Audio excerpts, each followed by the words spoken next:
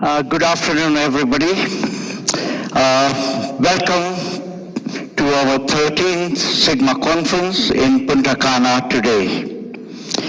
As arranged in our program, we're pleased to host a 2-hour session with the PSNC with Janet Morrison, the CEO of PSNC, and Mike Dent, the Director of Pharmacy Funding.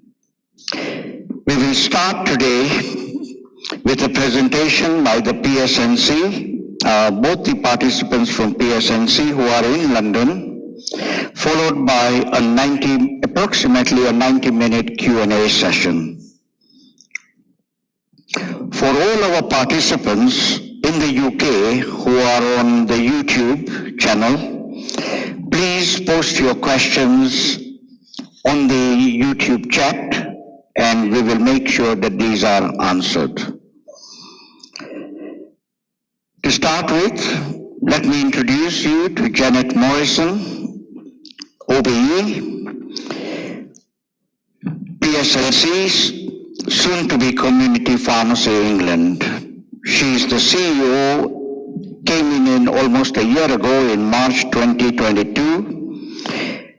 As you know, PSNC promotes and supports all NHS community pharmacies in England and negotiates with the Department of Health and NHS England and Ireland on their behalf. PSNC's goal is to enable community pharmacies to offer an increased range of services, providing good health outcomes for the public and the NHS, and also to be a valued partner in primary care. Janet is a very experienced leader in the public and non-profit banking sectors. She's working on national policy she has worked on national policy influencing and campaigning, including in health and social care.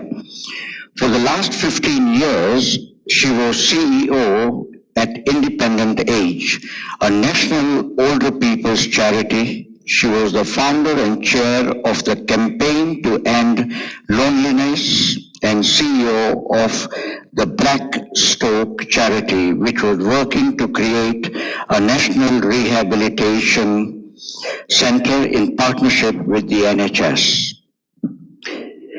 She has held a number of non-executive positions as chair of the Bearing Foundation and chair of the Association of Charitable Foundations.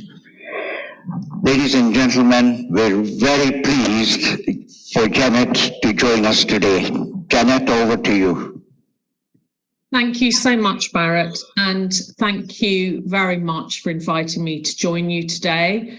I'm sorry it's virtually, and I'm sorry that I'm not there in person, although I realise that's easier said than done.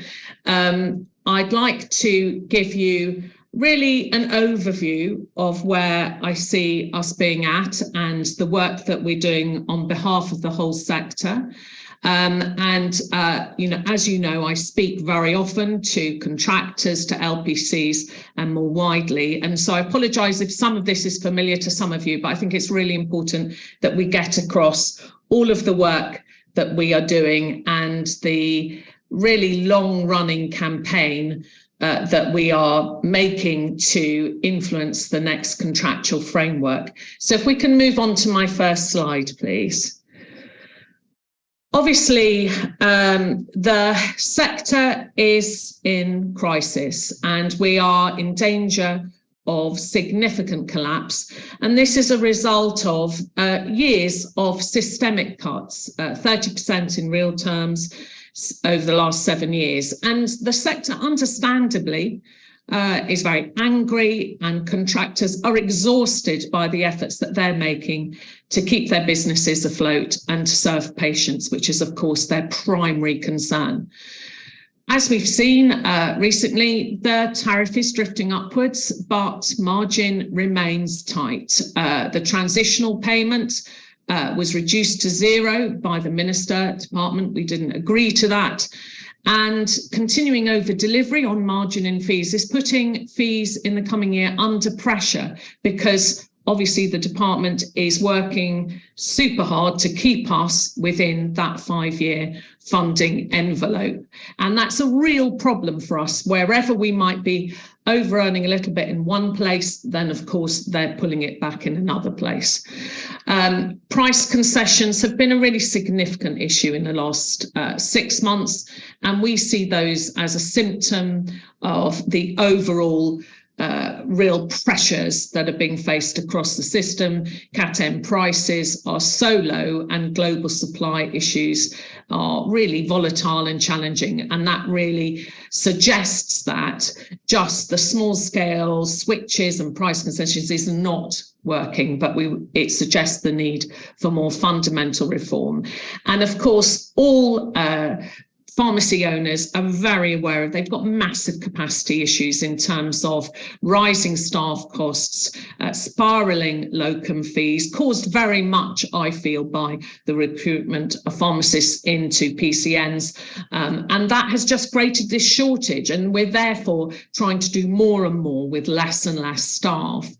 And contractors are therefore looking at the expectations upon them to deliver more and more services, and they're really questioning what they can deliver. They've cut themselves to the bone in terms of their operating costs. So they're really fearful for the future in terms of their viability. And there are, of course, barriers for many independents. There are barriers to exit, and they are seeing some of the changes, the wholesale changes in the sector that are starting to happen now, as being a symptom of the overall situation, but also reducing the value of their own businesses. So can we move on to the next slide, please? And before Christmas, we had a number of seminars to hear directly from contractors and business owners to see how they were feeling about the pressures they're facing. And to be fair, the feedback was very, very grim. And please be assured, we have passed this feedback on to government and to ministers, because we're deeply concerned about what it says.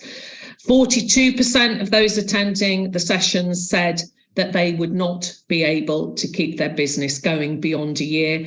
88% said they were losing money, and they wouldn't, including those who'd said they didn't think they would be around in a year's time. 60% said they felt their patients were already suffering as a result of the pressures they were under. 80% said they'd considered or had stopped doing free services, and 84% said they'd stopped or were considering stopping certain advanced services. Next slide, please. And other pressures, we can see the indicators that are out there in terms of the pressures we're facing. There's the media coverage of closures, and that's largely been so far in terms of multiples and the supermarkets. We've seen ongoing inflated locum rates, up 80% in the past year, and we estimate they will have gone up to a 100% increase by next year. And temporary closures data from NHS England show this unprecedented rise. Actually, we've done some analysis just recently of temporary closures from October 21 to December 22, and we found 30,000 closures. Those closures on average for about 4 hours each, so half a day, adding up to about 100,000 hours of closures temporarily. And the number one reason people have said for those temporary closures that have caused them is the lack of availability of locums and permanent staff. We've also seen the concession numbers, as I mentioned, really rising to very high levels, nearly 200 at Christmas and then 177 for January. And we've seen, because of supply issues, an increasing number of SSPs being issued. And we're just seeing that what people have learnt since the pandemic is the one place they can go that stays open is the pharmacy. And so people who've really given up on getting access to their GP, or people who've given up on going to accident and emergency, are coming through our doors. And much of that support that we're giving them, the health advice and the guidance that we can give to patients and the public coming through the door, we're not paid for that work. We're now just about to publish our pressures survey that will come out in the next week or so. And that's really critical to us to take the temperature, but of course, to feed it back to government and to the NHS. As you know, we've been doing the vision work with Nuffield Trust and King's Fund. And of course, they've been hearing all of the potential in this sector, which we demonstrated through the pandemic, but they're also hearing about the realities of the pressures that we're facing at the same time. Next slide, please. So, as you know, we agreed a deal last year. It feels like a really long time ago. We initially agreed that deal in June, and then, of course, things had got considerably worse over the summer by the time there were ministers in place to approve it.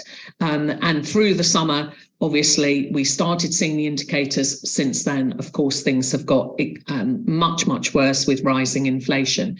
But what was agreed at the time in terms of the year 4 and 5 extensions was very much based on the promise of the 100 million on retained margin that would be put back into the system.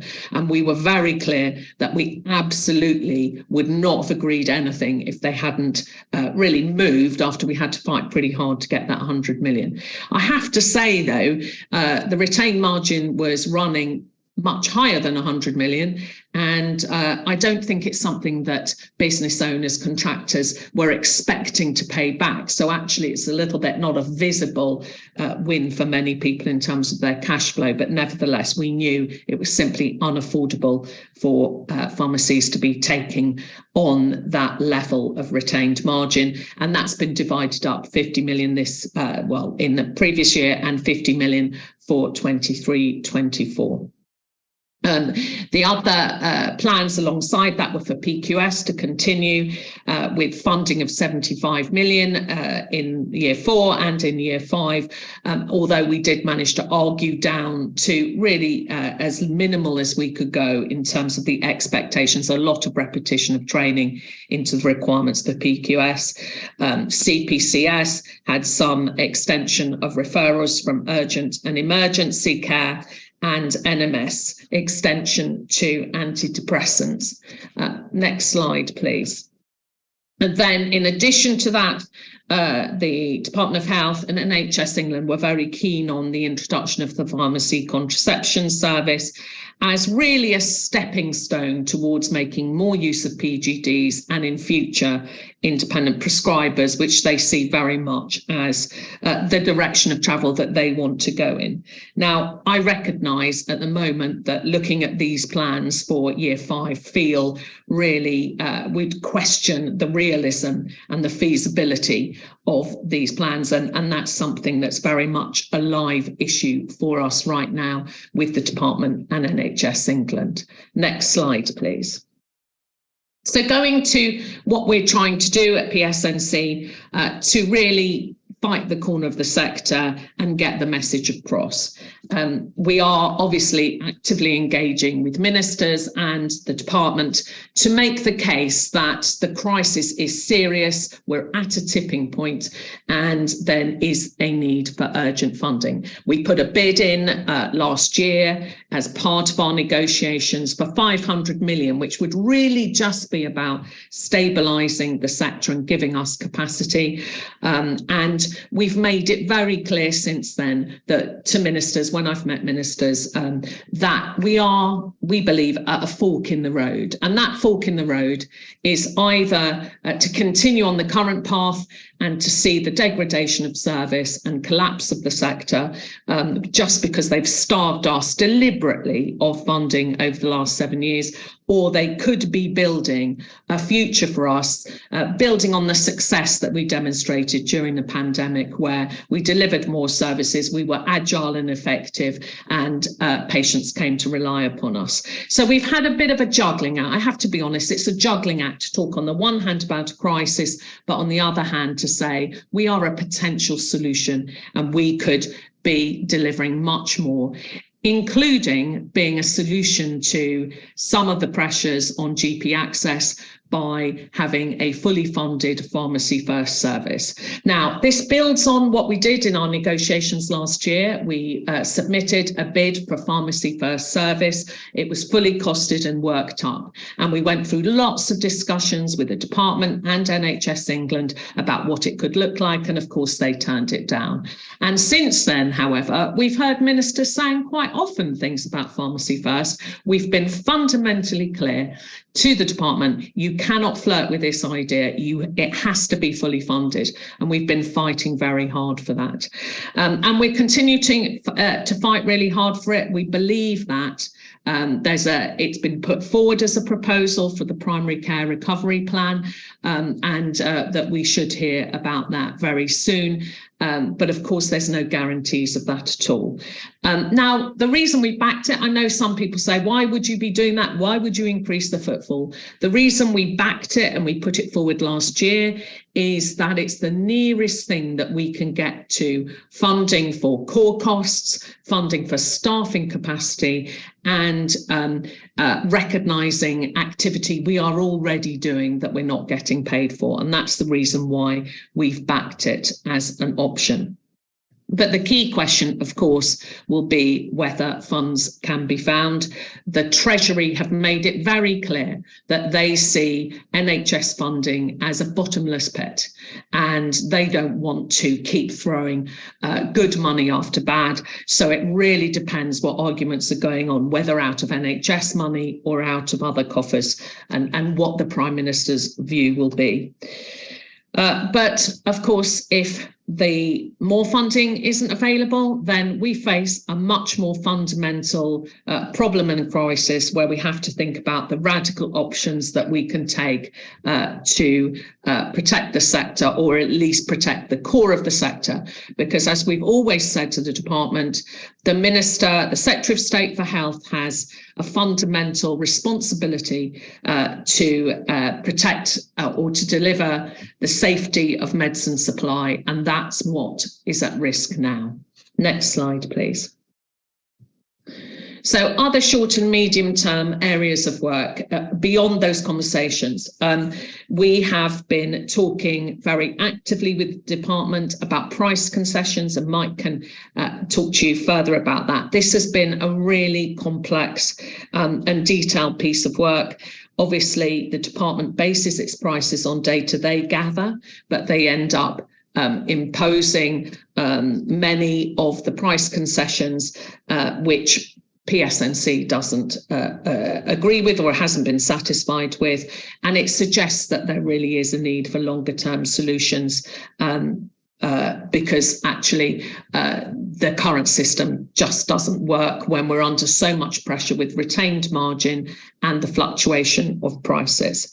We've also been having very detailed conversations about regulatory easements. We put forward a number of proposals. We put forward another batch of proposals, most of which are about the flexibility of operations, how to cut costs or reduce bureaucracy. We have not been satisfied with the response that we've had thus far from the department, NHS England. And sometimes it feels to us like that they hear us, they understand the pressure we're under, and yet they don't make any movement in terms of what they originally have asked us to do. They don't make that movement to respond to the pressure and to see that things cannot carry on in the same way.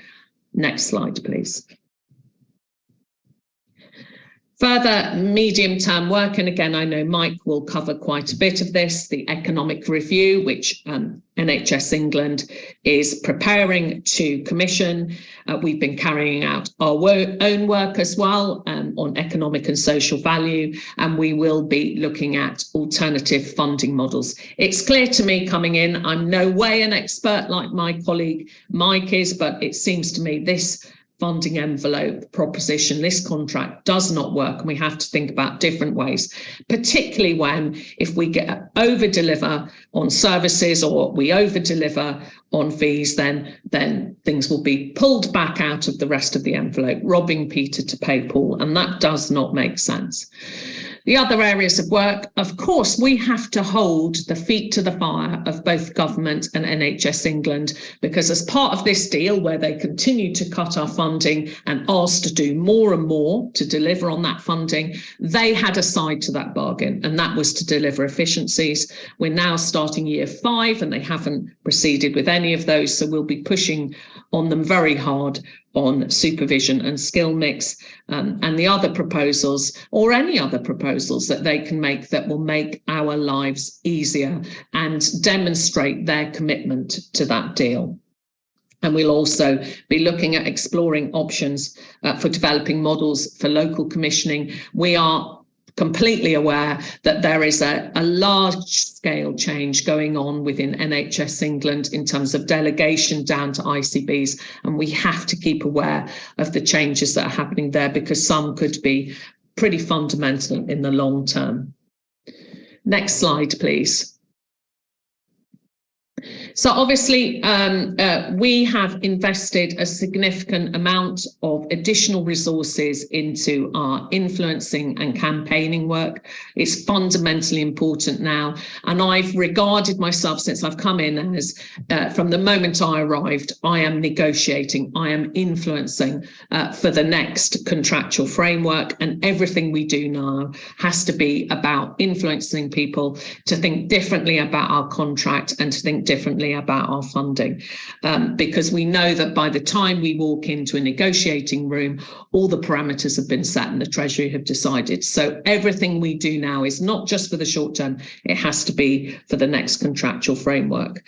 So as you can imagine, we've met with successive ministers over the last 6 months. I've had moments where it was quite exciting to be summoned to a meeting with the minister next day, preparing very actively for that meeting, only to get home and discover that Rishi Sunak and Sajid Javid had resigned. So we've had like a series of opportunities, meetings with ministers who've then disappeared. So we met with Neil O'Brien in December, and we pushed very hard about this fork in the road and the arguments about the opportunity that could be missed, and that they will rue the day that they, if they continue down the current path.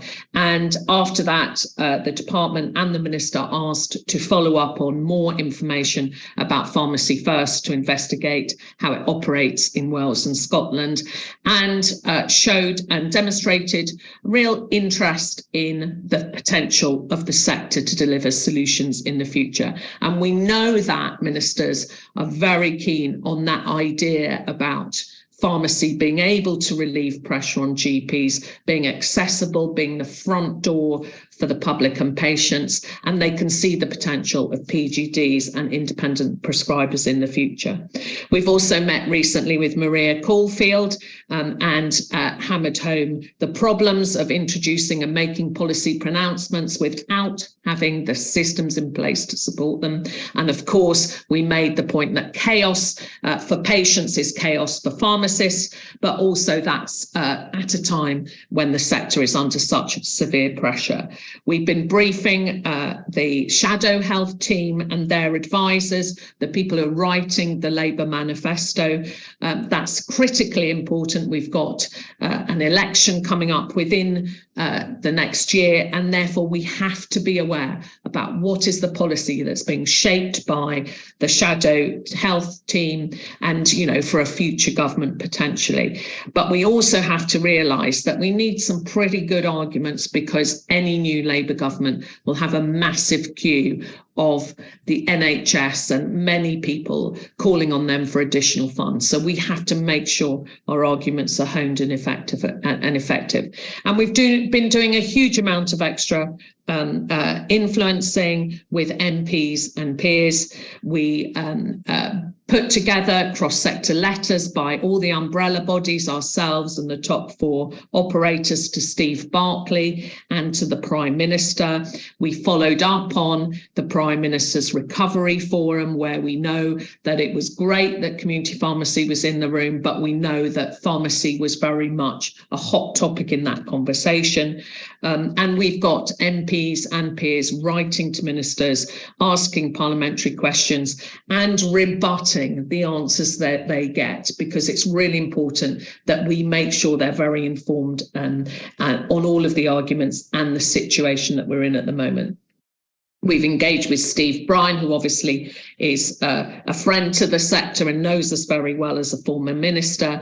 He's now chair of the Health Select Committee, and we discussed with him the shaping of the inquiry that he plans on community pharmacy. We're supporting the APPG and their manifesto launch, and we went along and we worked closely with the chair of the APPG, who is also a member of the Health Select Committee. And we've had feedback from lots of different people who've been speaking to the special advisors, both of Steve Barclay and the Prime Minister. So the arguments are being taken to those people who are around ministers, who are around government, who can influence future policy. And we've also been meeting regularly with our fellow primary care contract bodies. So GPC is incredibly important to us. We've also met with the RCGP, the Royal College of GPs, to talk to them too. It's really important that we understand what's going on with their negotiations, what's happening to them and the arguments that are being made, but also that we build some alliances there, because any proposals that we put forward that are about relieving pressure on GPs, we need their buy-in. If they poo-poo them or they block them, then they won't get much further. So we need to build those alliances and share our intelligence. Next slide, please. And as we continue to work to build support for Pharmacy First and being really clear about the need for urgent funding, we will also be starting our Save Our Pharmacies campaign within Parliament shortly. Through March, we are coordinating, doing all the coordination work with the other umbrella bodies, and we are pulling together packages for a patient petition, parliamentary events and national media work around that. And we will be publishing the Precious Survey, and the vision in due course will give us more resources and platforms to make our case. And we will carry on with that work through to the party conferences this autumn, with the Conservative and Labour Party conferences in particular, where we will have a platform because we have the vision work. Next slide, please. And of course, we've been doing lots of national media work, and I think it's listed here. I don't need to go into all of that, but I hope you will have seen that we have been raising the temperature and raising awareness across the media, from national media and newspapers like the Daily Mail, Sky News. I was on the Today programme in December, Telegraph and Times and Daily Express, and we've got more due to be coming out and landing shortly with national media. Moving on, please.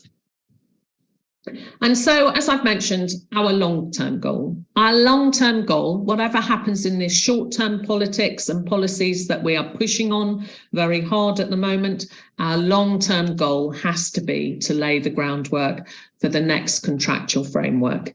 Influencing now is vital ahead of whatever is said in a room about the negotiations. And what we want to do is really influence, as we are at the moment, all of the thinking that's going on for the primary care strategy. And we want community pharmacy to be seen as a vital and core element of an integrated primary care system.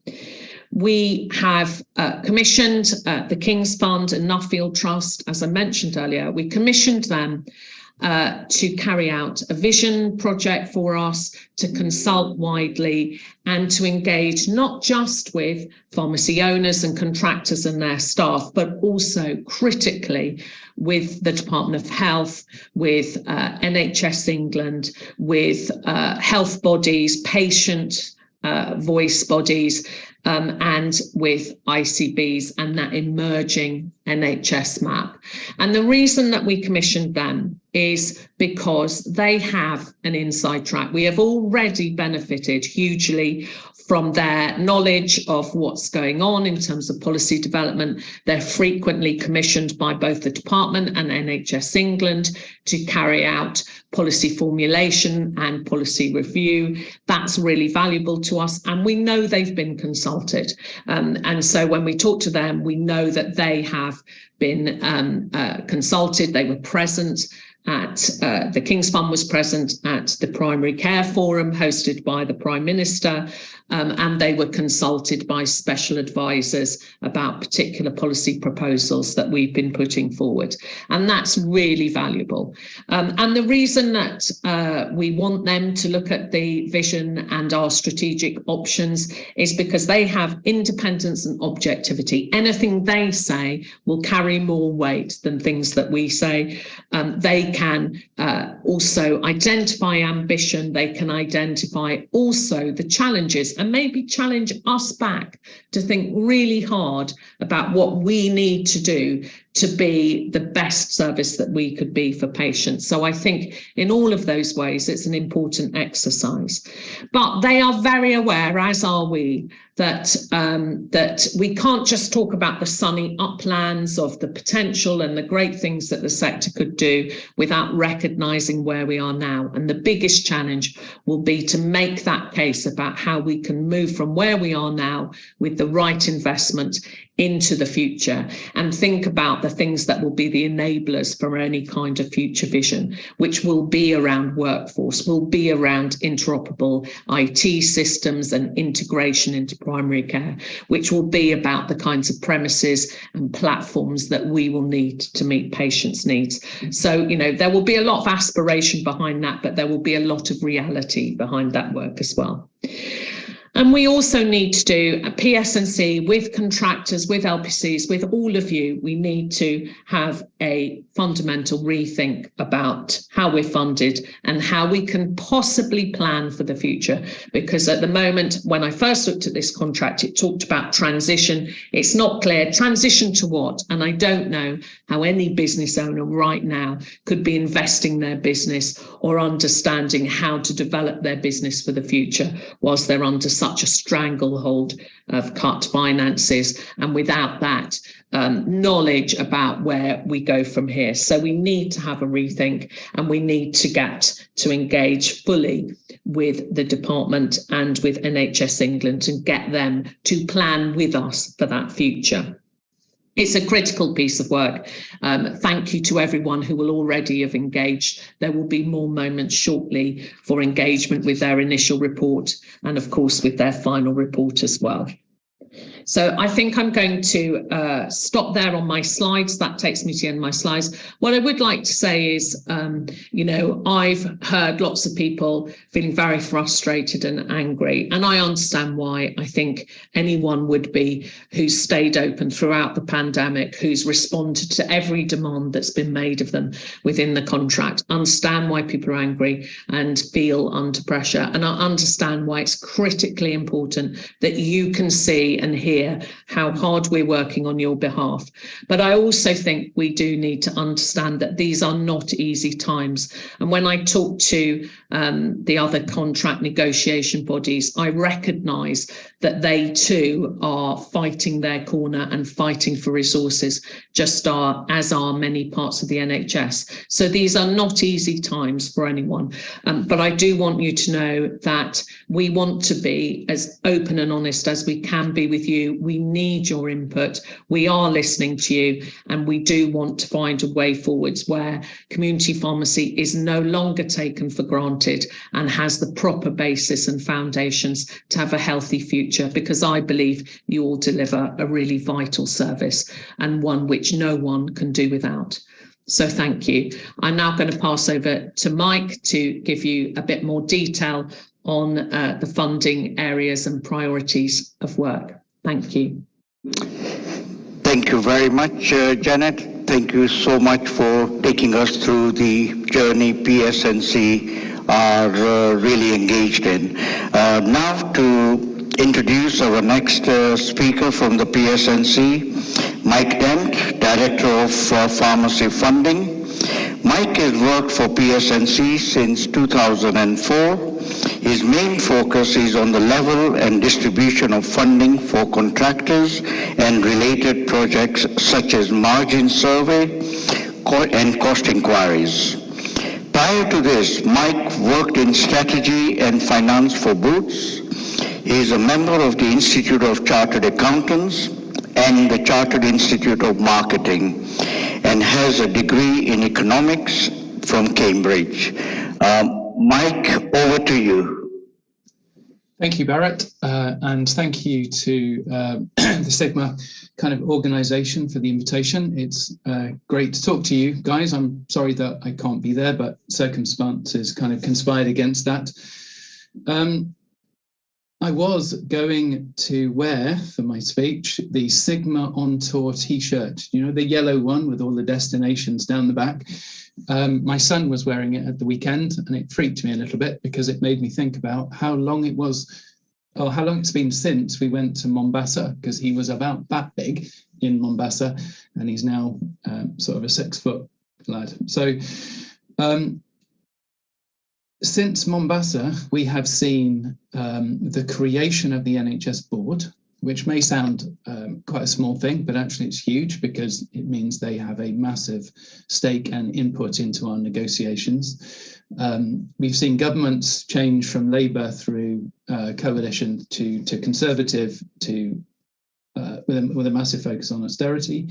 We've seen Brexit, we've seen a pandemic, and we've seen a war in Europe, all in that really short period of time. And I think Janet's just outlined very clearly the implications or the challenges that series of events has kind of caused. So I think probably best for my presentation, we are a little bit short of time and we kind of really want to hear from you guys. So I will skim over some bits of it, but hopefully you'll have a copy of it and you'll be able to read some of it, because my team does a lot of work in the background that you guys probably don't see, and it's all devoted to making your lives better in one way or another. And I think it's important that you guys know that it goes on.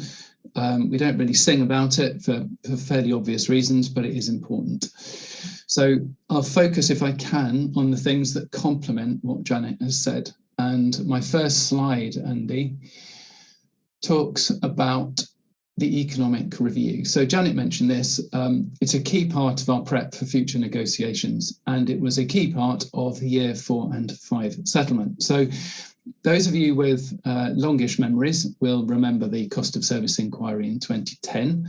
It was a huge exercise, took actually years to complete, and was pretty complicated, but did a great job actually of setting a baseline or a benchmark for funding for the sector, and was a great data source for subsequent work. So the NHS has agreed to commission another or an economic review. So it won't be quite a cozy, but we are determined that it will look at the full economic costs of running a community pharmacy. So we need to make sure that the funding you get is sustainable. It allows businesses to reinvest and to cover their cost of capital and to pay people reasonable wages, etc. So that's really what the economic means in this context. It will include all of the things that you do as best we can make it. It's going to be independent, so there will be a third-party provider to do the work,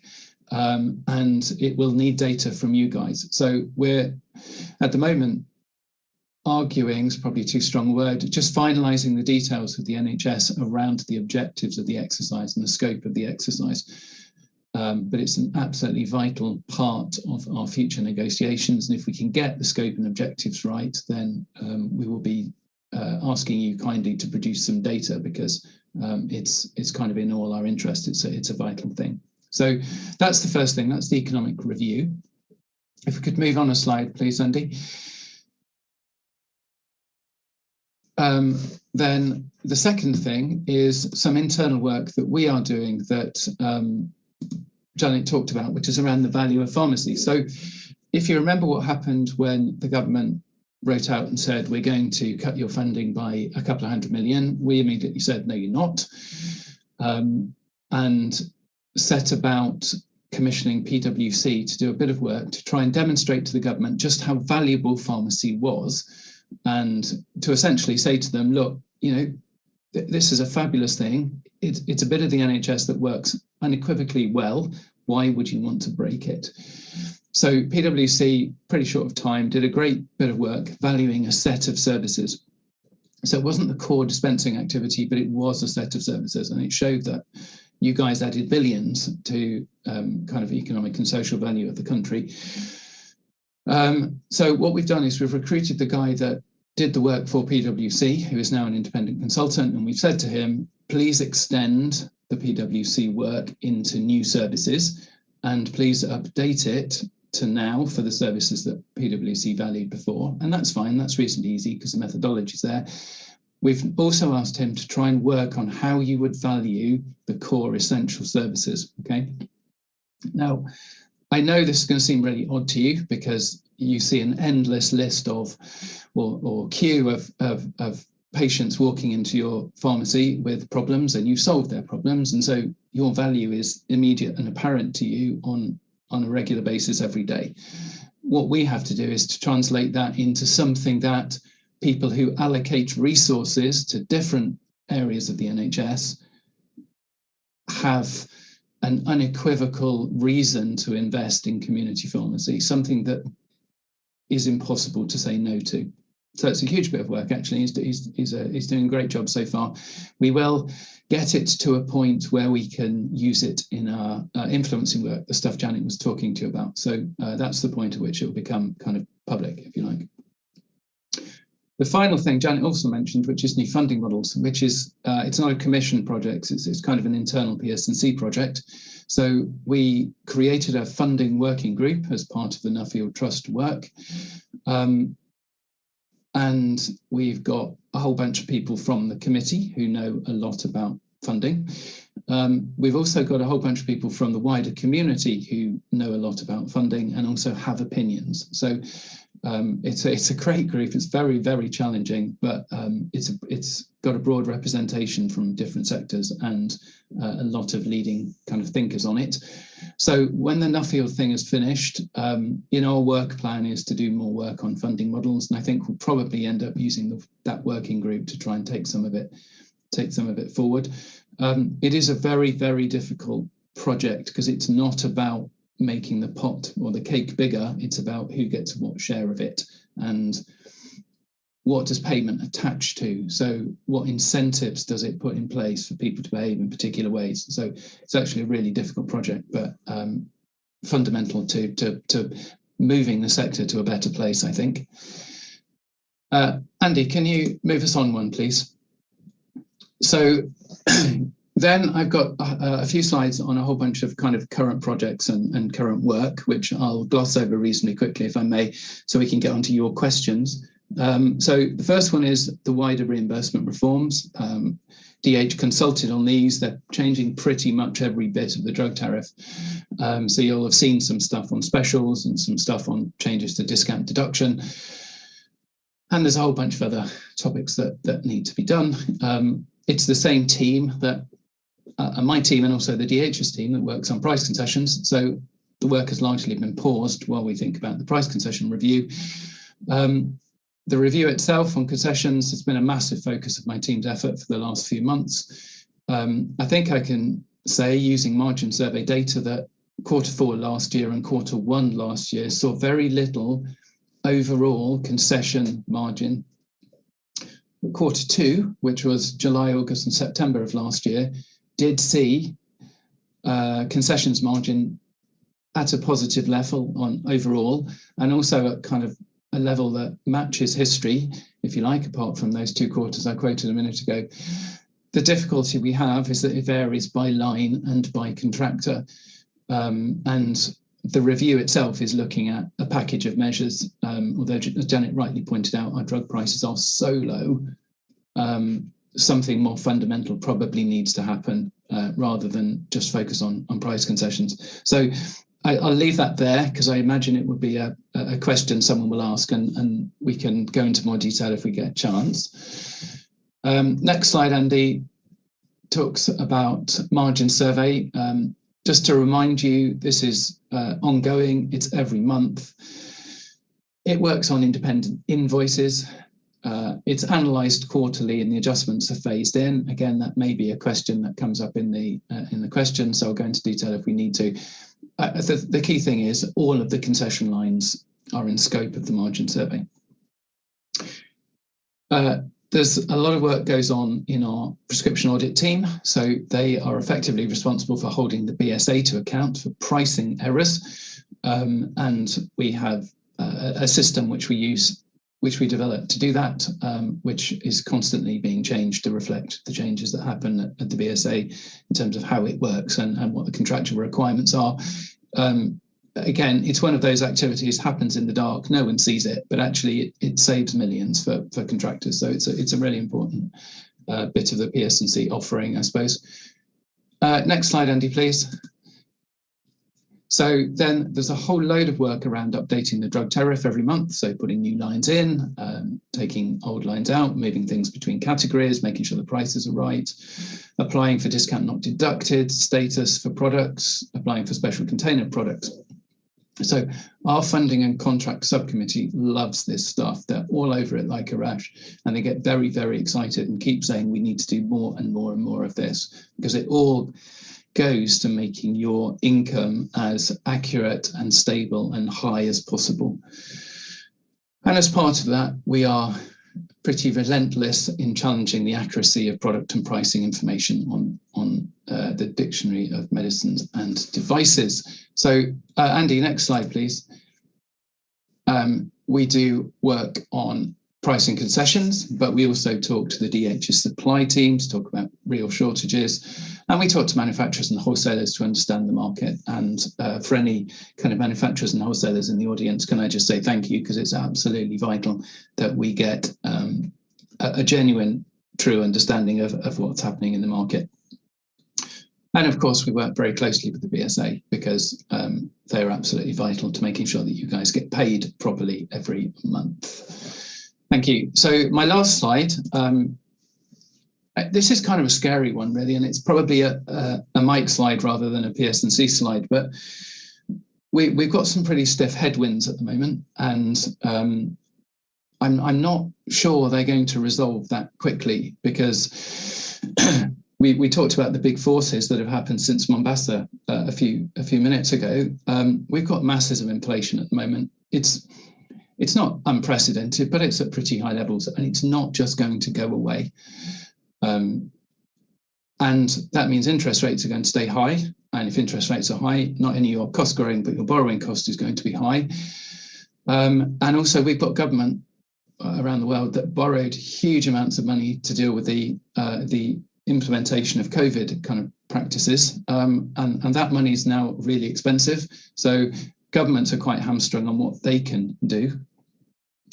And I think if you put all those things together, we really are just in a new economic reality. And there were two kind of implications of that, I suppose, though I haven't written them down particularly detailed way. But the first thing is contractors need to be politically aware. And then that's really difficult, because you either work for a big company and you focus on the company, or you work for yourself, in which case you focus on your immediate neighborhood. But I'm probably talking to the converted here because you're in the audience for Sigma conference, but not all of your colleagues may be as politically, and with a small p and in speech marks, aware as you guys are, but it's absolutely vital that contractors lift their heads up and look at what's going on.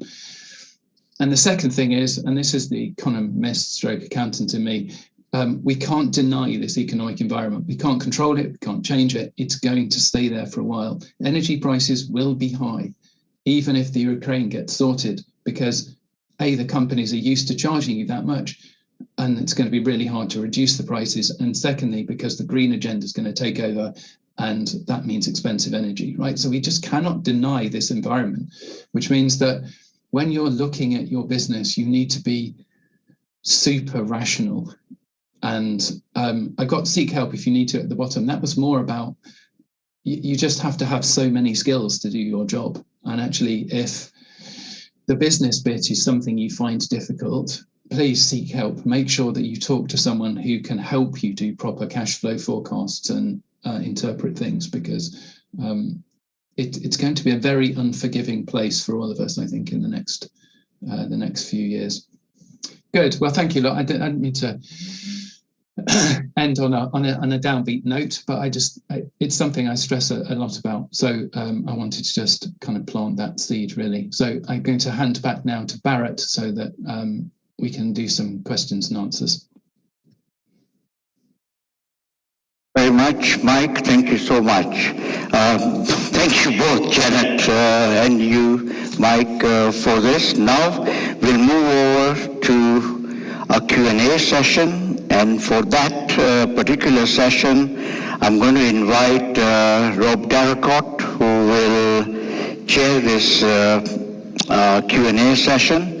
Just to give you a brief introduction of Professor Rob Darracott, is the Director of Public and External Affairs at Communication International Group. His career spans the NHS, journalism, the civil service, corporate pharmacy in the UK and Europe. He has also been associated with the RPSGB and other trade associations, including running Pharmacy Voice until its closure in 2017. Almost 30 years after he left Chemist and Druggist, he returned to magazines as editor of the revamped P3 magazine, a role he held for 4 years until January this year. Rob was a member of the research team that developed the new medicine services, created a national model for community pharmacy-led prison pharmacy service, and co-chaired the government review into pharmacists' professional training that proposed the 5-year degree program. He has been an honorary professor in the School of Pharmacy at the University of Nottingham since 2013. Rob, we're very pleased to welcome you, and if you can now take over the question and answer session. Thank you. Thank you, Barrett, for that kind introduction. As soon as I get here, the screen goes off.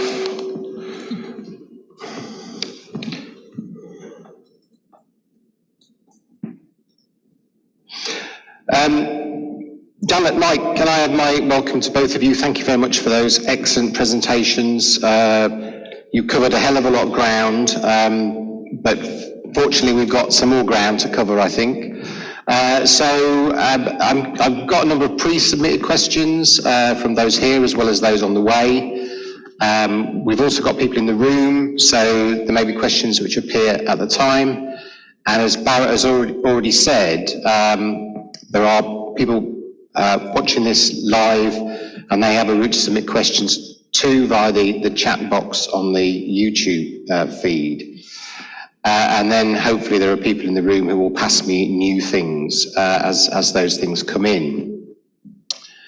Now for the Q&A, we've got quite a lot of time, in fact much longer than we normally have for this sort of thing.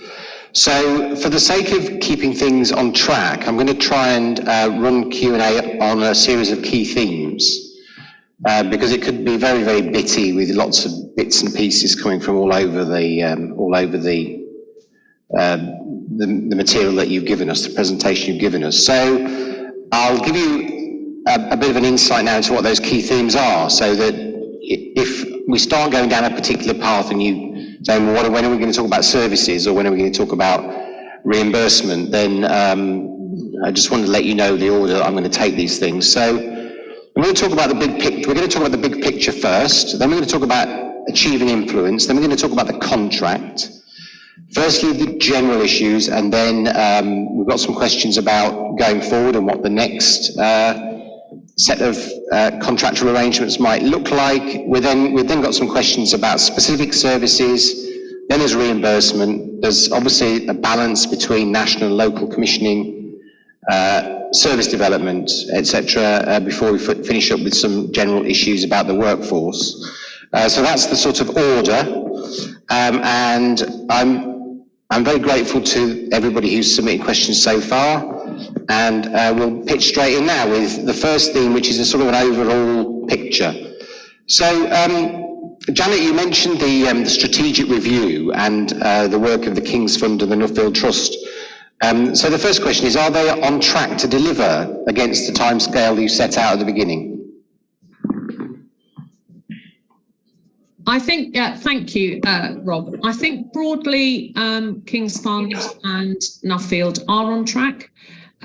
We should be getting the initial report, which will be available for consultation very shortly. So, and we will be sharing that with the steering group, with the advisory panel, through the working groups, and we will also carry out engagement where Nuffield and King's Fund can share their findings and what they've seen as the key themes and get feedback from contractors. So we should have a reasonable period, nearly a month, I hope, for people to make their inputs and to raise challenges or questions or comments on what comes forward. Have you got any insight as to what the emerging themes are likely to be? I don't really want to preclude what they say. They're independent. I have had conversations with them about some of the headlines. We've kept them up to speed with what goes on politically right now. But I think no one would be terribly surprised, I think, by some of the things that will come forwards. I think themes about the potential for the sector to contribute, I would be unsurprised, given that I've seen lots of the input in lots of the sessions they've had, although I haven't obviously been present with the 70 stakeholder interviews they've done.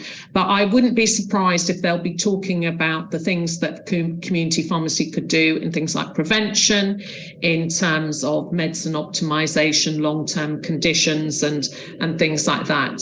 But I think they will also be talking about some of the blocks to that future and also some of the enablers. But I might not be getting the language right. This isn't my report. And I think they will shape it as they see fit, reflecting on everything that they've heard.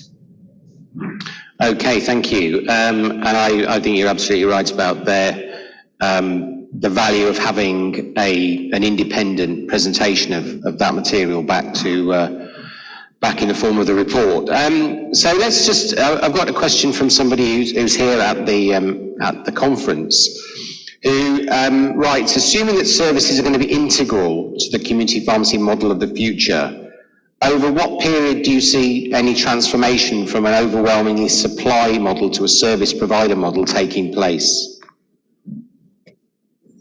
I can't predict that, but what I would say is there are some fundamental pieces of the jigsaw that are going to have to be built in terms of foundational thinking about a future contract, because to my mind, the contract that we have right now is still hugely based on dispensing activity, and yet we have that sense that it's not valued and the government doesn't necessarily want to pay for it. But I think that we still need to build that in. So we can't imagine that we talk about all these services if we don't talk about the fundamental role of dispensing and the potential for the future in terms of independent prescribing, all of that. But everything has to be built on that foundational principle that dispensing is a critical piece of the foundation of our contract. And I think it is the basis for all of the services in terms of that trusted professional relationship that we have with patients and with carers and with future patients. So first of all, dispensing has to be part of that mix. And I think that's one of the biggest challenges, honestly, at the moment, because the government might not want to pay for it, but dispensing activity continues to rise. So we've got 1.1 billion prescriptions being fulfilled a year. we're continuing to hear all the time about new categories of dispensing. There may be even an issue where prescriptions are being renewed now because people aren't getting access to GPs and therefore they're not being reviewed effectively. So I think that's a fundamental question for government and for the NHS to think about in terms of that element.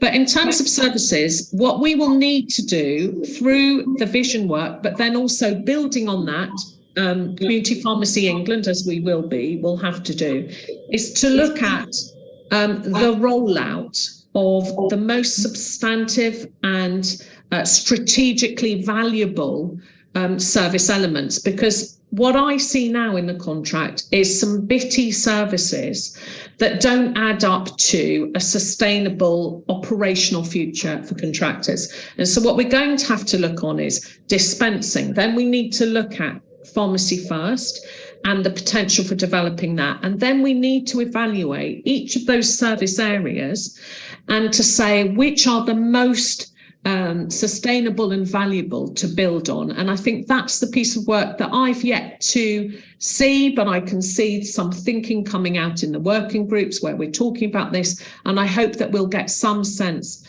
of that elevation. But all of that, your question was about when do we get to this services future? When I talk to Conservative ministers and to officials and people in the NHS, they really bought into it. A lot of them really like that potential and can see the value of us working at the top of our professional game and therefore enabling GPs and other parts of the NHS to work at the top of their professional competence.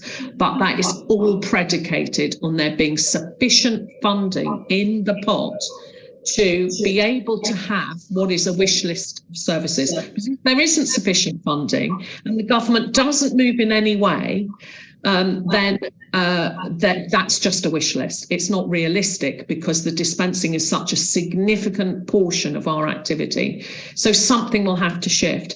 And if they're not prepared to shift on the overall funding envelope, then more fundamental questions will need to be had, because I think we're all working on the assumption that maybe the conception of this contract was with the idea that maybe the sector would shrink.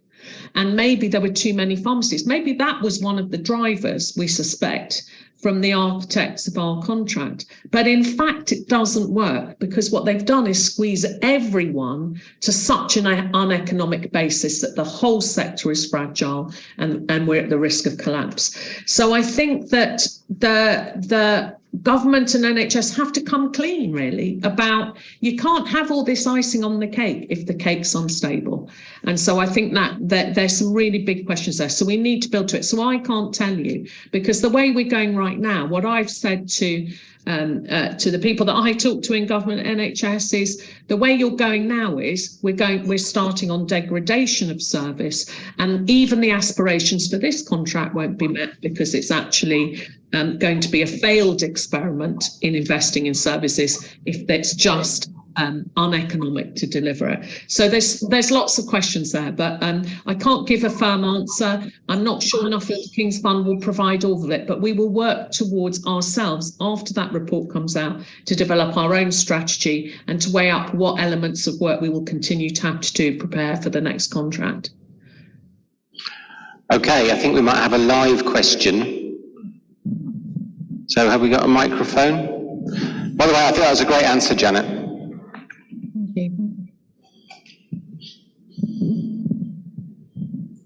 Thank you, Mark. This is for Mike Gant. Don't know if Mike's still there. Yep. But the quarterly price survey that you mentioned earlier that's used to shape DH's thinking on prices, would that data have more legitimacy if the sample size of that quarterly pooling was expanded, Mike? I'm not talking about 6, 12, 18 contractors. I'm talking about literally thousands of units. There's clearly some misalignment there with the data that's coming out of the wholesale exit prices as well. They're just not mirroring the expectations of contractors, and the Mepazole was a good example of that. The way the concessions were acted upon there, and the fact that we couldn't buy it at those prices that DH weren't prepared to budge on. Why aren't we insisting that that sample size is thousands of contractors or thousands of units rather than just the sample size that we have at the moment? Okay, so you're wrapping, if I've understood you properly, I think you're wrapping together a couple of issues there. So the margin survey does have all the price concessions in it, but it's not used to set concessions. So what the survey does is measure how much margin a sample of independents have achieved on a sample of products. And you're right, it's a rolling survey. It picks a different bunch of independents every month. And over a period of time, that aggregates up to a reasonable, robust picture. We would like the sample size of that to go up. And we were talking to the DH about it the week that's just gone. So, you know, it is a live conversation.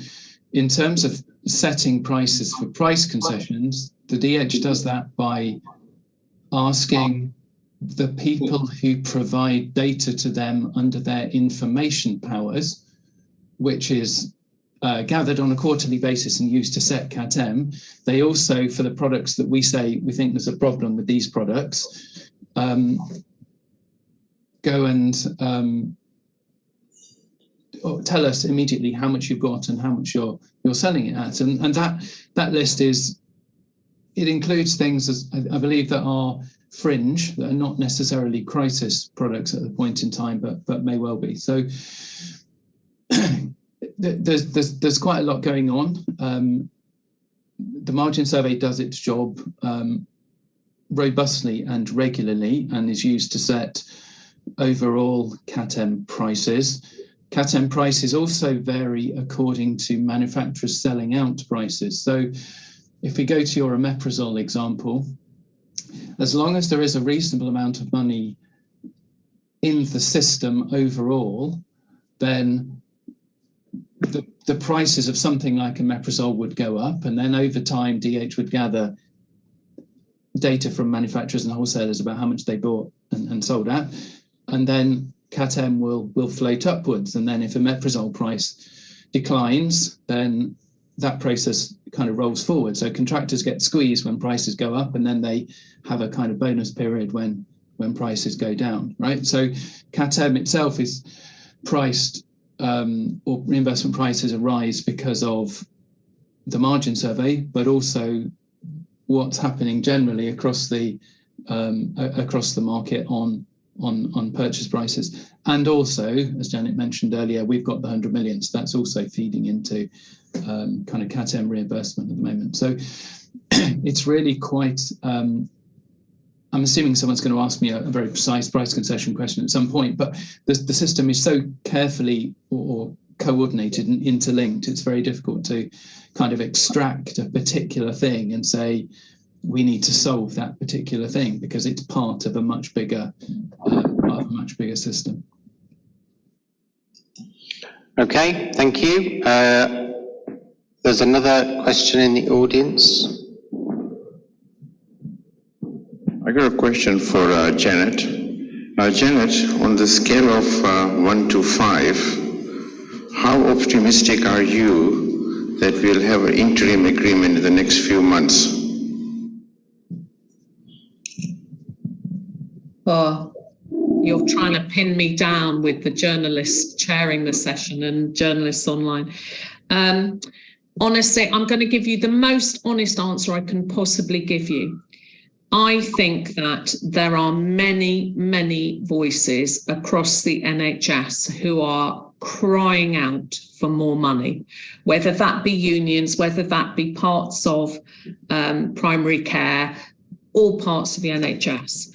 And I know that the GPC and, well, I'll focus on GPC, but it's true of the others, all of them had asked for more inflationary uplift, and they have been greatly disappointed and not succeeded in getting extra money, urgent money that they say they need. So I personally believe that an urgent funding uplift on just the core basis of our contract is very unlikely, because, as I said, the Treasury do not regard the NHS as a good investment of money. And the agenda that I know has been set for the NHS and also for ICBs is that it needs to be one of reform and greater efficiency. So if we were to get any more money, it would have to come most likely out of other NHS pots. And that is very difficult for the NHS. So I personally believe that as I said, I hope in the speech, that the most likely thing we will get funded for is Pharmacy First. I know that it's a hot topic. I know that I have been told, not just by ministers, but I've been told by the lead at primary care. I've been told feedback from special advisors, both to the Prime Minister and to the Secretary of State, that Pharmacy First is the flavour of the month, as is pharmacy. And I think Pharmacy First is our most realistic option. And I know that it has been proposed as part of the primary care recovery plan. But as I said, I do not know with any certainty, and I don't believe the officials that I deal with on a daily basis know either whether what will come across the line and what will be included. So I don't know. And as I said before, the reason I think Pharmacy First is the most likely or the best solution for us. Of course, we want an overall uplift. That's what we argued for last year in negotiations. We argued we needed 525 million just to stabilise the sector. But I think Pharmacy First is the most realistic and viable solution because it's part of ministers want to be able to say they're doing something new. They want to announce solutions to very public problems. I think that works for them. And the reason it would work for us is because it's the closest we can get to core funding for staff, and to cover what we're already doing. So to me, I don't want the department to say to me, well, if I gave you 200 million, would you do another new thing? Because I know what it's like on a daily basis for contractors, and you can't just keep doing new things and earning for small amounts of money, which aren't a significant solution. But I can't say 1 to 5. I'm kind of on a 50-50. We've put every effort we can into both that urgent care demand, but indeed on the detail of what Pharmacy First could be. And we've put every effort we can in all of our influencing to say this is needed. But I've got no guarantees, because government, even all the feedback I get, it's very clear to me, government isn't one thing, it's many people. And I don't know at any one point who will hold sway on the decisions, whether that be Rishi Sunak, whether it be Jeremy Hunt, who hasn't done us favours in the past, whether it be Steve Barclay, whether it be NHS England. I can't tell you what the result will be, but I think that is our best option for a solution, and in terms of in the short term.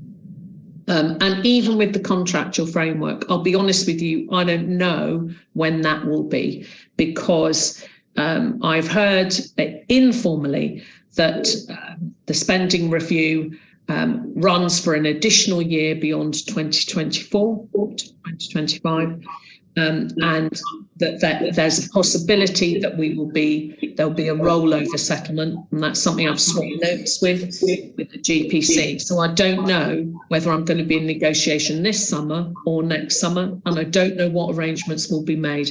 But what I would like to assure you of, because that's obviously not great news, but I don't know, it's speculation, is if we have a rollover, we still have to negotiate what's rolled over. And currently, we'd have to make some really strong arguments about the fact that even what's in the current year and 4 and 5 is not realistic with the amount of money that's on the table or likely to be on the table.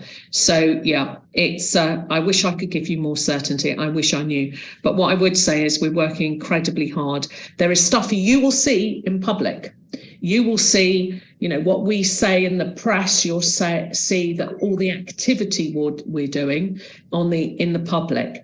But when you're trying to influence, you're trying to make your case. There is a lot of things that go on internally, quietly, behind the scenes, which is about being aligning what you know to be the government's objectives, aligning what you want with their objectives, and about being people who are offering solutions. Because right now they're hearing lots of very angry people. And my experience of campaigning and influencing over many years is that ministers of whatever hue tend to regard you as either with them or against them. And if they label you as against them, then they don't need to talk to you or listen to you. So we have to continue with all of that quiet, softer diplomacy behind the scenes to make the case. But we have to make the case as a professional, competent, analytical, smart sector that has solutions, not just problems, and that we can align to help make things work better. So that's really my emphasis. Sorry, I can't give more certainty, but just be assured there's lots that goes on that you won't see and wouldn't work if you could see it.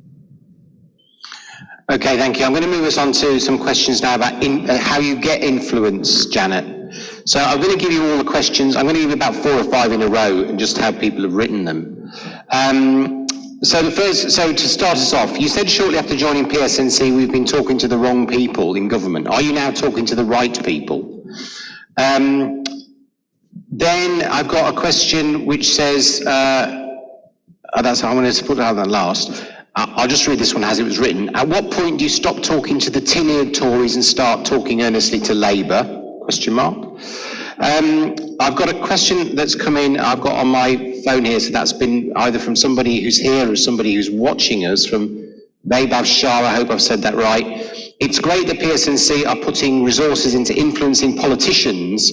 What is the role of NHS England and the civil service? Do we need to be influencing them? And then I'm going to add one of my own to the end, which is, I noted from the list of national media you've printed stories on the current crisis, they've actually, you've been talking to them and they've followed through with stories. Most, it seemed to me, are heavily supportive of the current government. In fact, one of them thinks it drives government policy. So how did the conversations that you have with them, does that kind of dissonance get addressed when you're talking to journalists who basically toe the government line pretty much as is? Oh, that no, I might have to come back to that on that, Rob, so that I make sure I fully understand that. But I'll address the first ones first. Talking to the wrong people in government. What I mean by that is, when we walk into that negotiating room, we're talking to people at a certain level in the government. What I mean by that is civil servants, and we're talking to people at a certain level within NHS England. And it is completely apparent to me that as soon as we walk in that room, they already got their parameters set by ministers, by the leadership of NHS England, and by the Treasury. So anything we're doing at that point, we're already fighting against parameters that have been set, and that's why I said we need to be. I'm negotiating now, and that's why I ask the sector sometimes.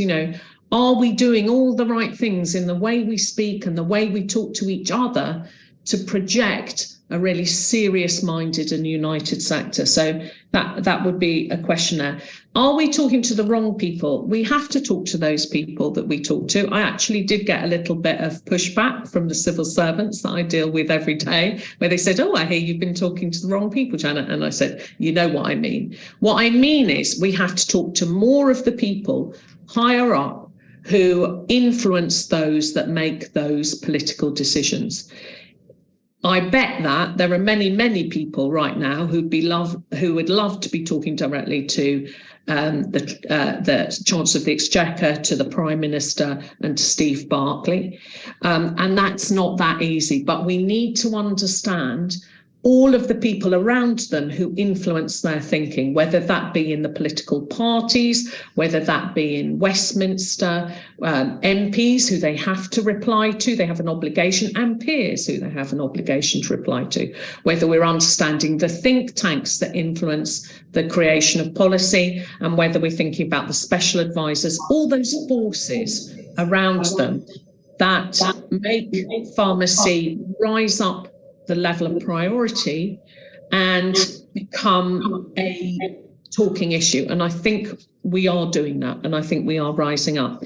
So we're talking to more of the people, and getting onto your point about who they are.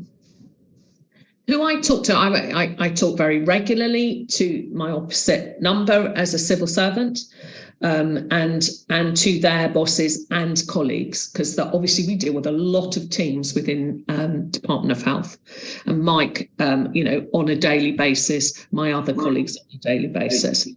But we also talk really all the time with NHS England and with their teams.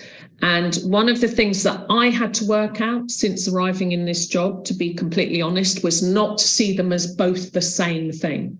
They are different, and they have different motivations and different approaches. So on some issues, I find that the department is more listening and more sympathetic and gets it, and in some cases may be fighting our corner and putting our case across on some issues. And in others, perhaps not so much, because their eye on that final 5-year envelope is absolutely fundamental right now. So whatever happens with the swings and roundabouts of the last couple of years, if we give out too much money on price concessions, we'll earn too much margin, and they'll take it back somewhere else. Their eye is on the clear instruction they are under right now from Treasury that the books have to balance come in within the envelope at the end of this year. So that's really difficult. So on one hand, sometimes, I can feel like the department are really listening and get it, and sometimes I think they're not.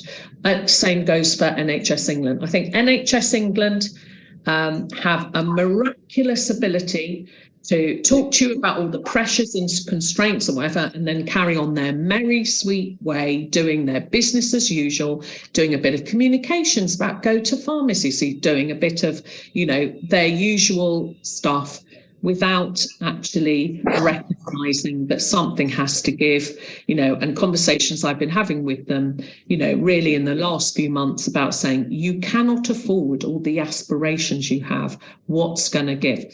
So I think, to answer your question, we're talking to civil servants all the time. That's on a daily basis. We're talking to the NHS all the time on a daily basis. What we've changed is trying to increase the number of range of people and to getting higher up the chain and to those people who influence them. So it's a big picture, but we need to be smart about the pressure and the influence we can have, and recognise their different interests, which government and NHS England do have. So that has to be pretty smart. In terms of Rob, Labour. I'll just pick up on Labour. I think I did cover this, but I want to be really clear to you. The government could well change. So we are talking very actively with Wes Streeting's team, with the people behind manifestos. I'm talking to think tanks who have lots more of the Labour Party on their list and regularly have events with them. I'm talking to them about how we can engage with them. So we build more of those alliances, those friendships, those relationships with the right kinds of people within the Labour Party and the people they listen to. And we will be doing that at the party conferences, which is also a very good way to meet MP and party members in their own habitat, if you like. So yes, we're doing that. But as I said earlier, I do think we have to be really aware still that there's going to be a very long list of people. There's going to be a very high level of expectation that, oh, good, a new government.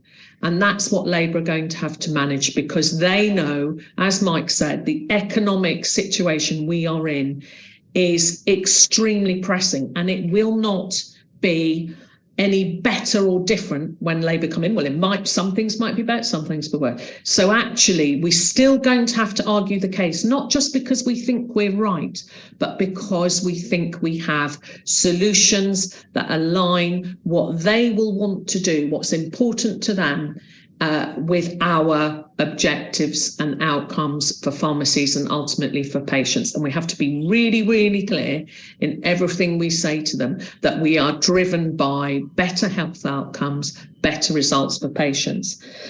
So yes, absolutely. And you know, I've been talking last week, I've seen pop up in the House of Lords quite a bit.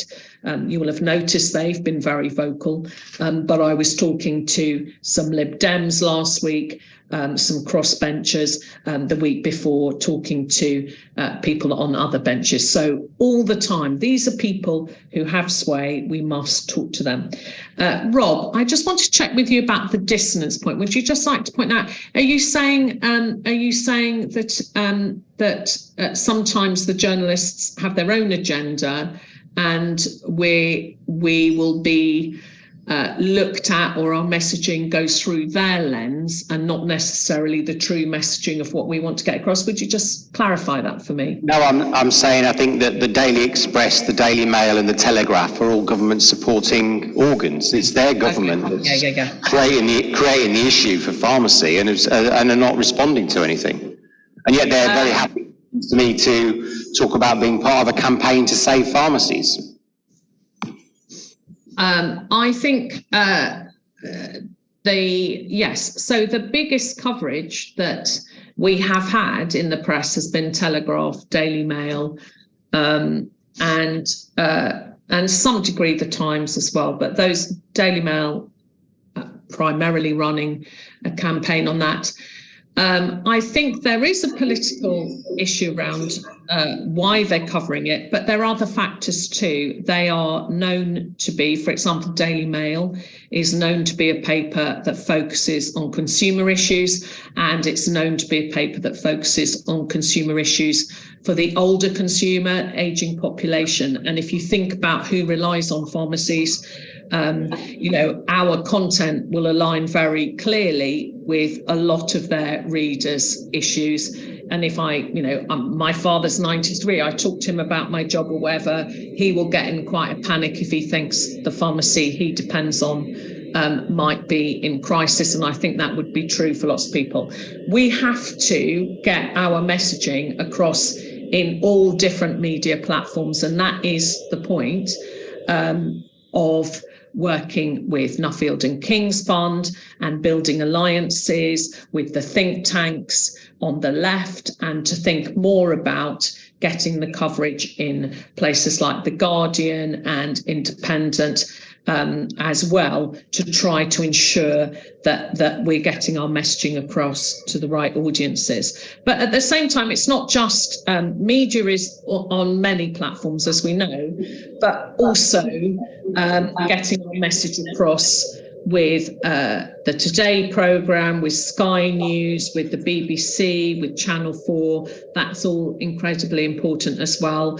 And that, dependent on your political outlook, may not be as aligned in a political sense as well. But we do need to get the message across everywhere. And that will be an important challenge for the future with a Labour government.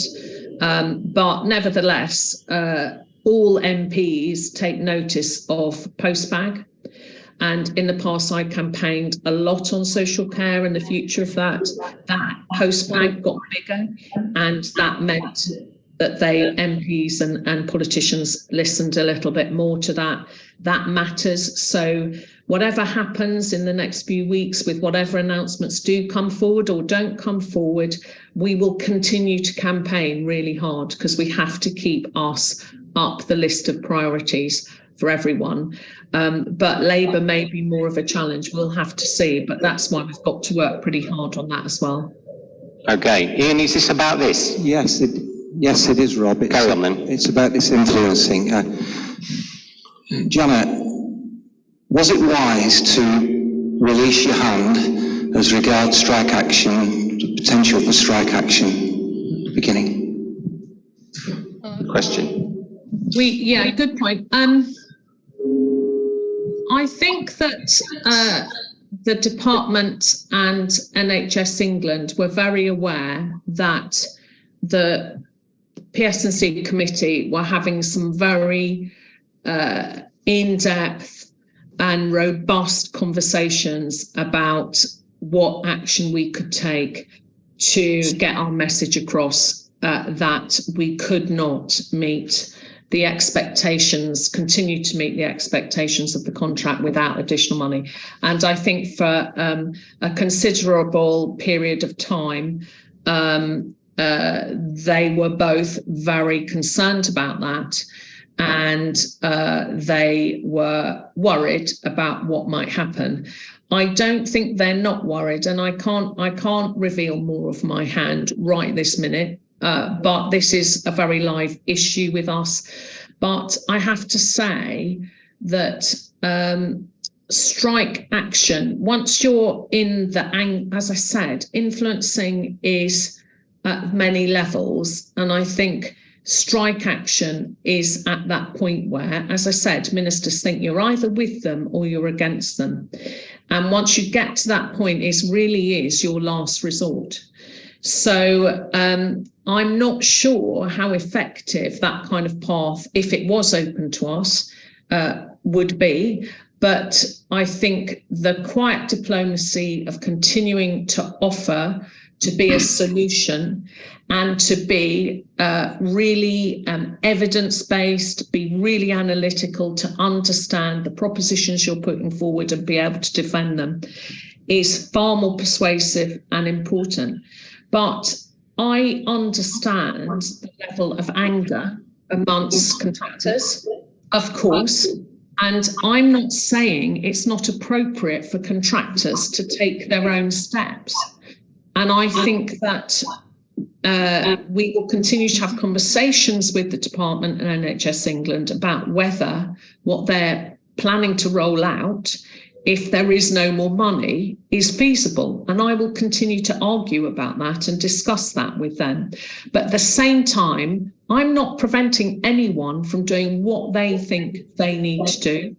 I've reported to you survey results that show that many contractors are stopping doing free services. Many are really deeply questioning now. I'm not signing up for PQS. I'm not signing up for any more additional services, enhanced service. It just doesn't make sense for me. I completely understand that. That seems to be a sensible, appropriate response for each operator to consider themselves. And I have nothing against the sector wanting, with their umbrella bodies or with themselves, taking further action. But what I need to do is still be in business to be able to talk to the department. But I won't stop anyone from doing anything that they want to do. So we are, just be realistic, we're not a union. And the BMA have yet to get GPs out on strike, and the GPC are not a union and can't get GPs to go out on strike, but they might take other action. Well, we'll have to see. I think in the next few weeks, we will have to see what action can be taken. But I think there's lots of logical things that we can do, but I still have to be people, have to make us as a sector people worth talking to, because we've got something helpful and constructive to say. If it's just going to be about pay or inflation or whatever, we'll find it really hard to distinguish our voice from the many, many voices that are coming from the whole of the health sector. Okay, thank you.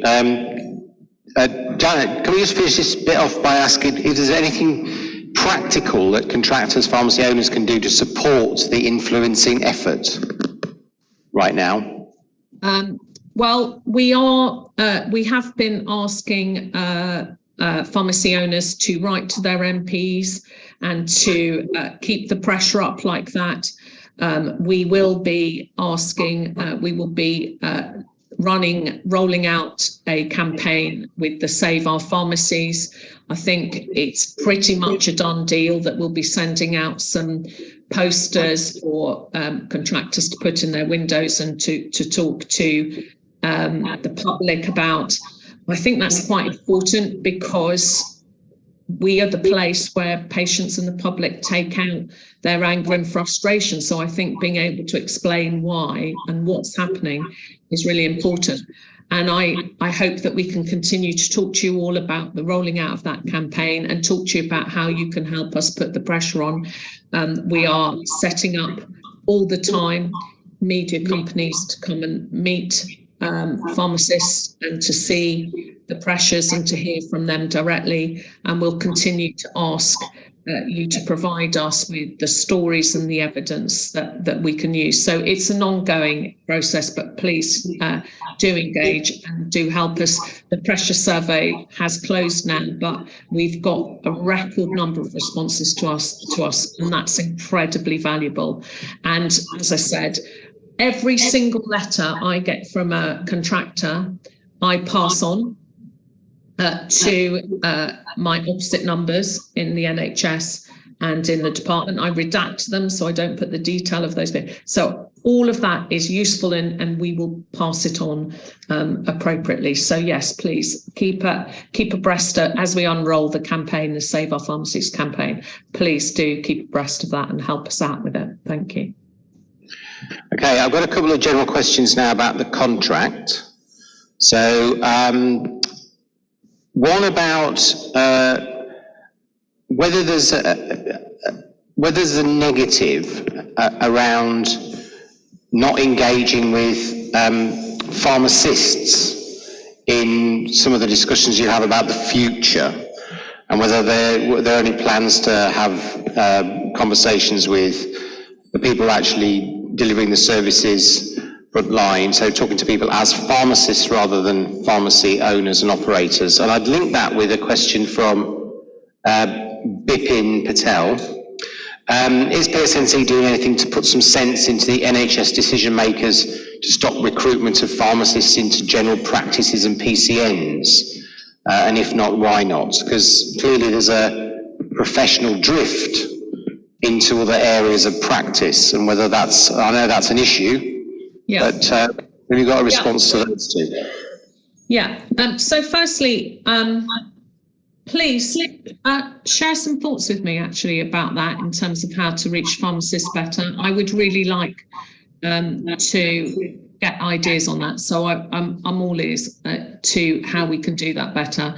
I have, I think, been quite open about the fact that I've been critical of the R's scheme, which has been a deliberate policy since 2019 to fund additional roles within GPs and PCNs. Pharmacists was one of them. I can't for the life of me understand why they didn't recognise this was create a shortage of supply, both for us and for the NHS.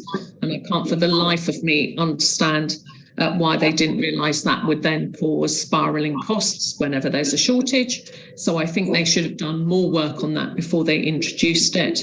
And I have successively said to all of the ministers that I've met that they need to halt it now or divert it into funding community pharmacies to provide it.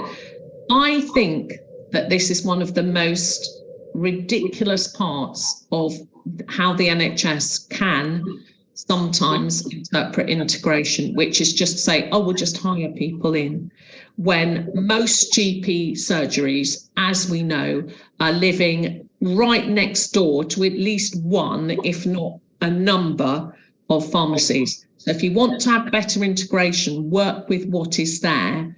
Don't decimate it by recruiting their staff away.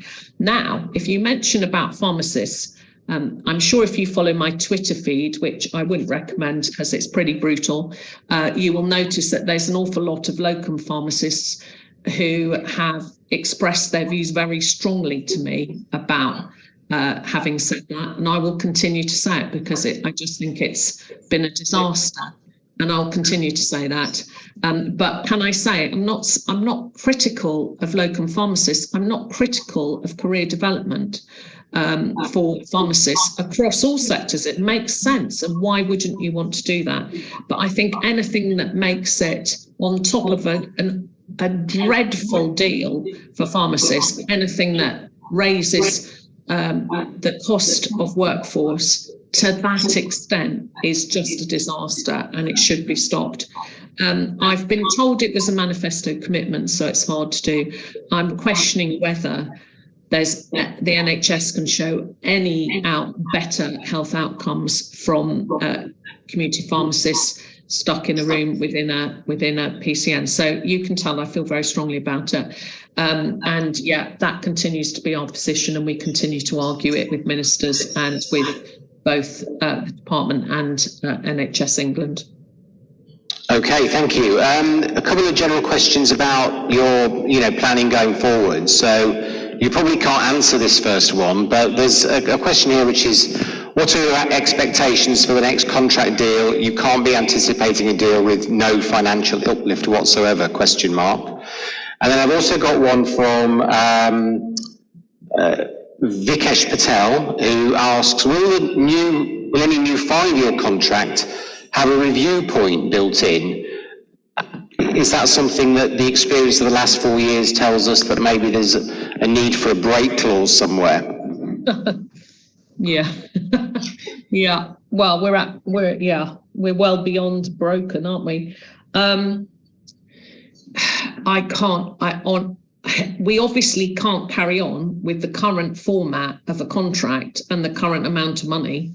So absolutely not. What we are pressed with is understanding what the strategy for primary care is and what the aspirations are for us, and that's why we're trying to shape that. We're doing this work on the vision because it's happening at the same time as the primary care strategy, and we want to influence that. But I can't know, but I do believe we're going to have a different kind of structure to the contract and a different approach to the money. And if there may have to be a bit more of honesty from government and from NHS England, because if they think they can squeeze us all at the same time because they don't want us all to exist, they're going to have to be more honest about what they do want from community pharmacy and what they do want to survive. So I think there needs to be more honesty around that.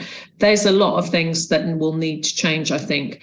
I'm not sure how much say we will have, but I think, as I understand it, and I'm not saying anything that I say is not criticism of my predecessors, but I think a 5-year deal is not incredibly attractive, but I do believe it was sold to us that there was genuinely going to be a review every year. And that's proved to be, in terms of a real and credible review, that has been found to be false. There have been review discussions. When I joined, I'd come in on the back of review discussion. They just seemed to note everything that was said, and it made no difference. So I think there's a lot to be worked out about whether, I think a 5-year with no break clauses would be dreadful, but whether we'd even want a 5-year or a 3-year, I don't know. I think 1 year is not a way for anyone to plan their business, and now that we are at such a low ebb, I can't see that would be realistic or sensible. So listen, we've got to look at all of this stuff, but how much it would be in our say, I don't know, and that's why I'm also talking really closely with the other contract negotiators in primary care to see what's happening with them. They will have slightly different structures to their deal. This is all to be worked out. We're thinking really hard about all of these aspects. So, but it's a good question. Thank you. Okay, I've got 2 or 3 questions about specific services. You talk quite a lot about Pharmacy First, so we don't need to ask about where that might be happening next, because we've got a very clear sense of your view. But is there any chance it'll be devolved to the integrated care level is one question that's come in. I've also got a question. When do you expect the contraception service to start, and why hasn't it? So let's just take those two, I think. Oh, do PSNC service development aims align with the objectives of the NHS? Oh.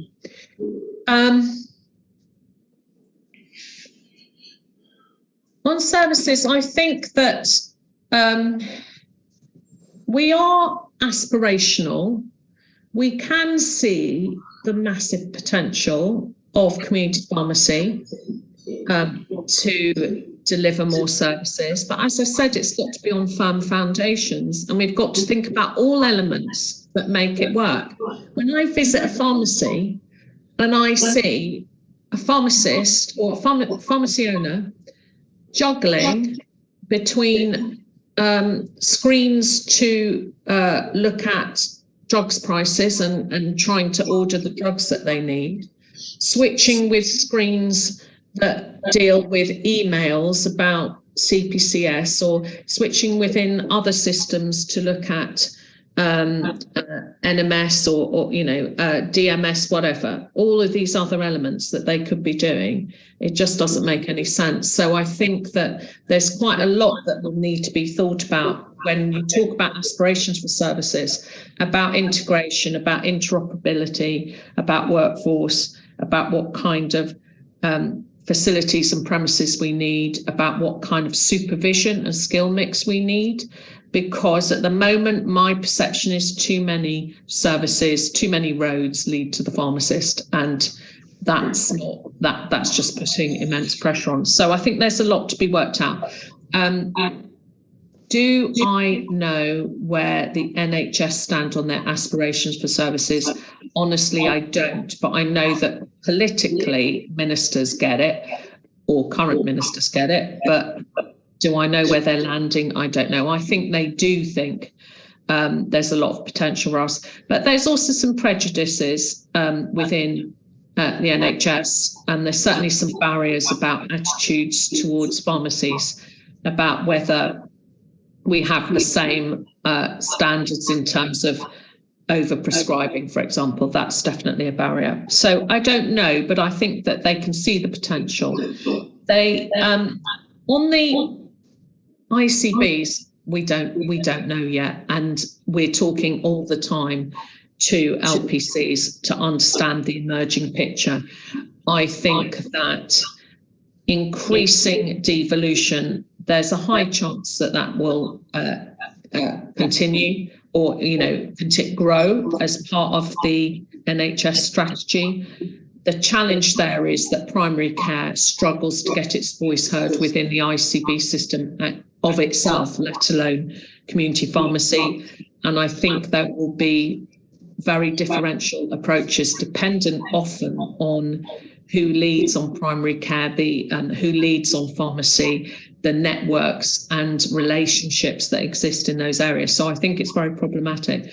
Personally, I think I would prefer that we could be in a position where there was a nationally agreed menu of service outlines that were then taken off the hook and adapted to local population need and commissioned there, rather than ending up with what I've called crazy paving in the past, which is like, how the heck will contractors know what's being commissioned if it's different in different areas? And that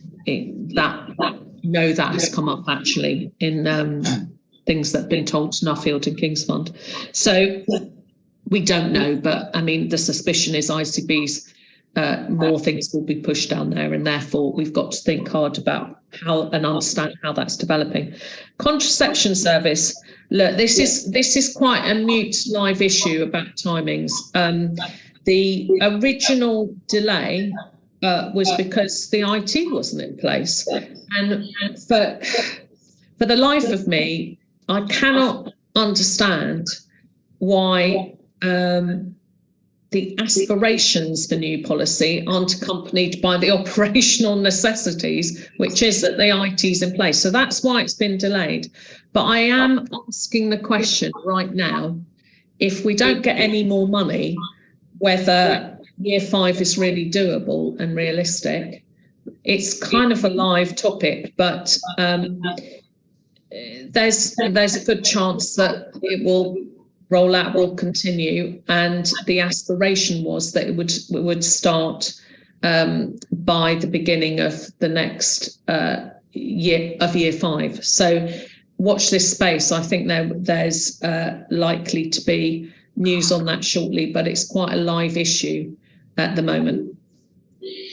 Okay, thank you. I see that Azim Majid, who's the Professor of Primary Care and Public Health at Imperial, has started talking again about prescription lengths being tailored to the drug and the patient. I think, I'm not sure I'd want to see progress on that area being dictated solely by medics, so maybe that's something you might want to have a catch up with him. He seems to have the ear of various people. It's quite a growing sort of thinker, I think, amongst general practitioners.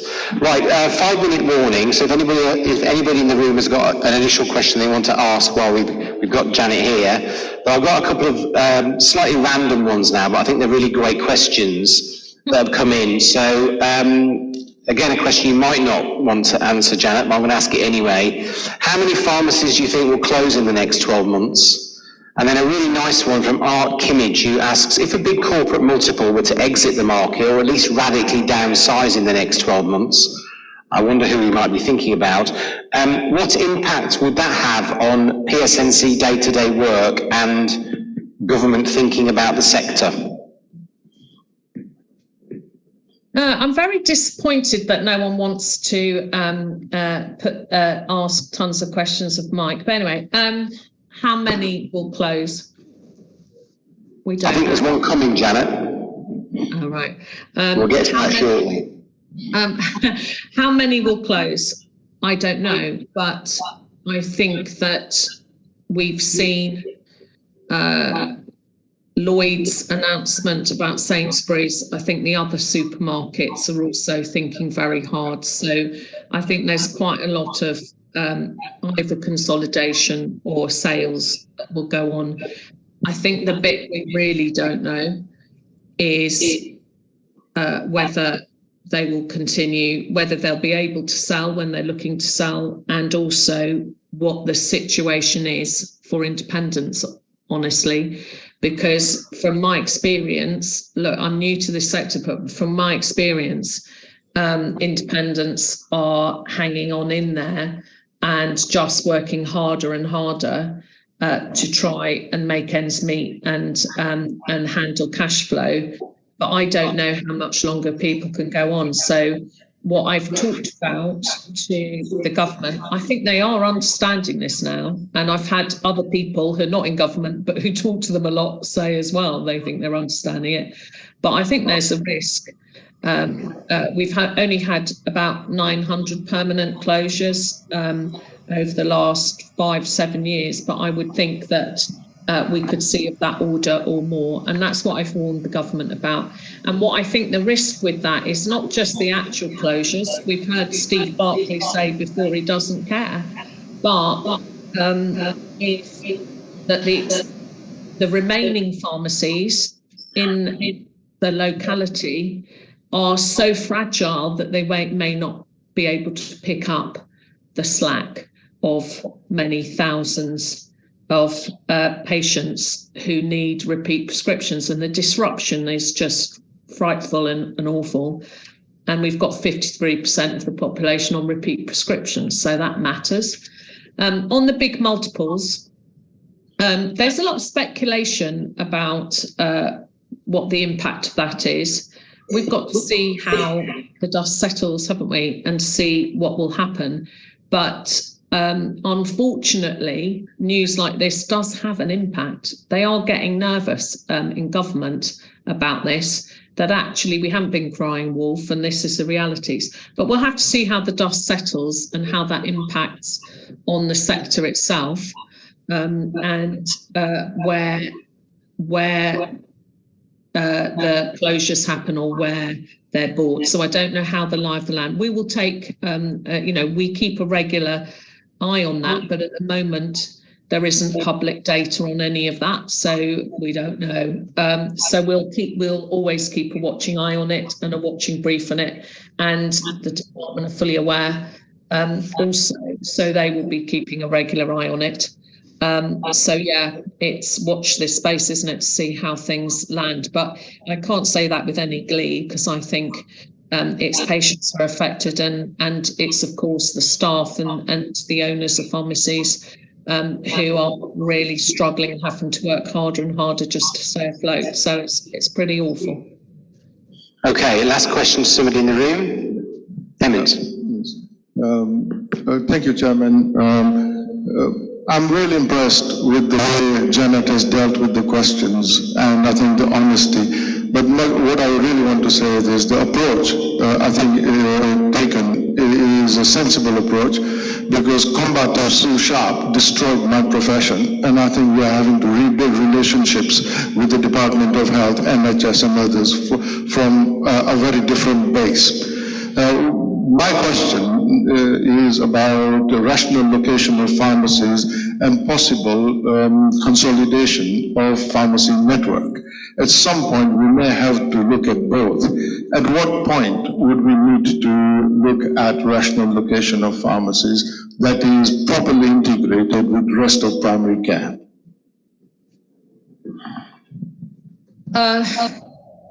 It's a good question, I think. As I've said, I think if there isn't more money coming through before the next contractual framework, and if the government and NHS don't give any indicator that they think they need to invest more in assuring a future for community pharmacy, then they need to be more honest about what shape and structure a sector they do want and what path they would take to get there.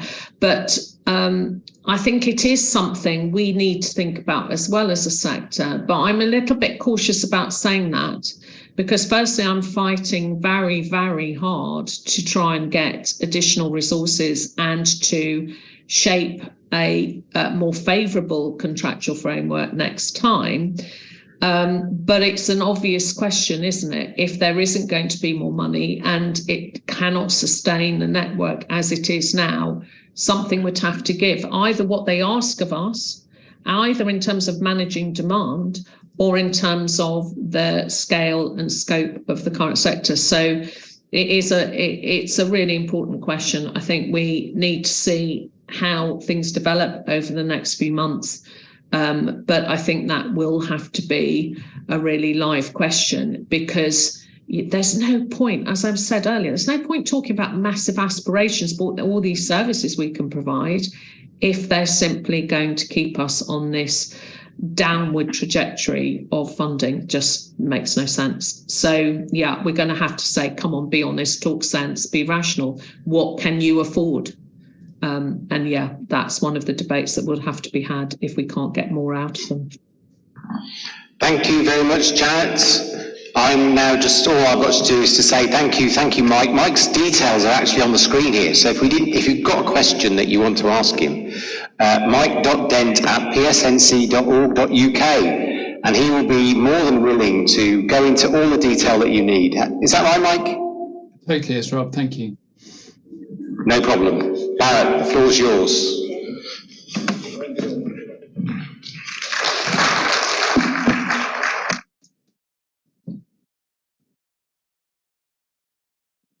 Thank you very much, Janet, Mike Dent.